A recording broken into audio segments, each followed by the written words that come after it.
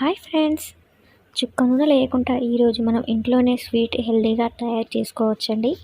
ఎలా తయారు చేసుకోవాలో వీడియోలోకి వెళ్ళే ముందు మీరు ఇంకా ఛానల్ ఫస్ట్ టైం చూస్తే సబ్స్క్రైబ్ చేసుకోండి. హలో అండి, మనం ముందుగా అయితే స్టవ్ వేయించుకొని బాండీ అయితే పెట్టేసుకుందాం. ఇందులో ఒక 1 స్పూన్ వరకు అయితే నెయ్యి అయితే వేసుకుందాం. నెయ్యి వేయించిన తర్వాత ఒక 1 కప్ బొంబాయి రవ్వ అంటే నాటు దొడ్డు రవ్వ అంటారు. ఒక 1 కప్ అయితే నేనైతే తీసుకున్నాను. దీన్ని మంచిగా దూరగా అయితే వేయించుకోవాలండి.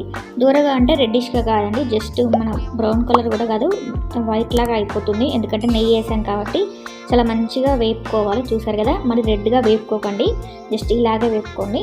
తర్వాత నేను 1 కప్పు రవ్వకు 3 కప్స్ అయితే వాటర్ తీసుకున్నానండి.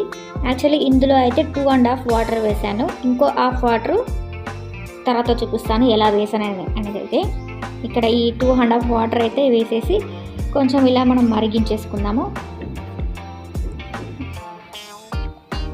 ఇలా మనకు కొంచెం కలర్గా కావాలి అనుకుంటే ఎల్లో ఫుడ్ కలర్ కానీ, రెడ్ ఫుడ్ కలర్ కానీ, లేకపోతే కుంకుమ పువ్వు కానీ అలాగా వేసుకోవచ్చు.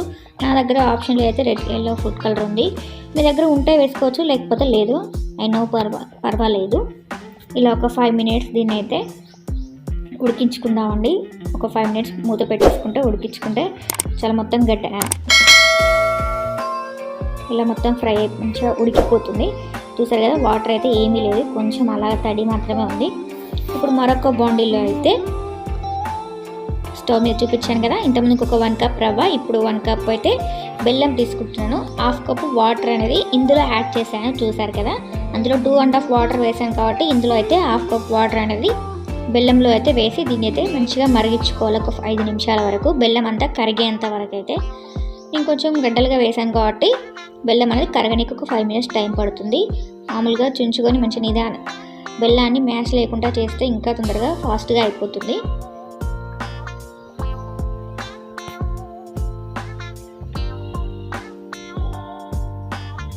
చూసారుగా ఫ్రెండ్స్, ఇక్కడైతే నా బెల్లం అయితే మొత్తం కరిగిపోయింది. ఇప్పుడు మన రవ్వ పక్క పైన పెట్టుకున్నాం కదా, దాన్ని తీసుకొచ్చి మళ్ళీ స్టవ్ మీద పెట్టేసి ఆ బెల్లం పానకాన్ని మనమైతే ఈ రవ్వలో అయితే వేసేద్దాం. చూసారు కదా, జాలి పెట్టి వడకట్టుకుంటే ఏమి చెత్త చెదారం అనేది బెల్లంలో ఉంటుంది కదా కొంచెము, అది అనేది ఏమీ రాదండి మనకైతే. ఇక్కడైతే 5 మినిట్స్ అయితే మనం ఇలా మొత్తం కలుపుకున్న తర్వాత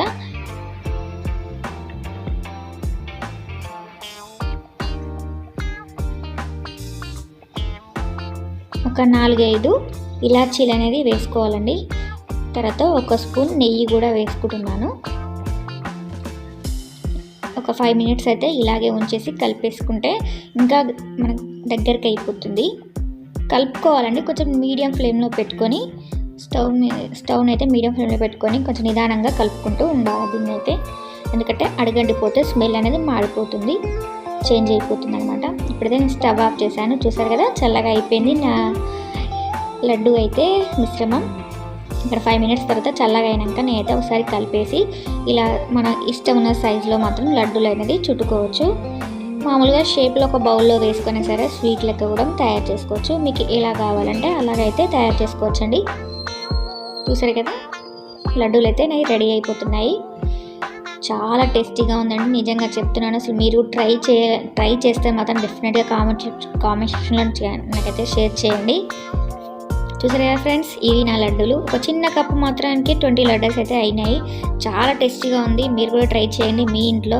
ఈ రాఖీ పండుగ స్పెషల్ రోజు మీ బ్రదర్స్కు, మీ అండ్ సిస్టర్స్కు పండుగ వాతావరణాన్ని పెంచుకోవడానికి మాత్రం డెఫినెట్గా ట్రై చేయండి. Please do subscribe to, like చేయండి, కామెంట్ చేయండి.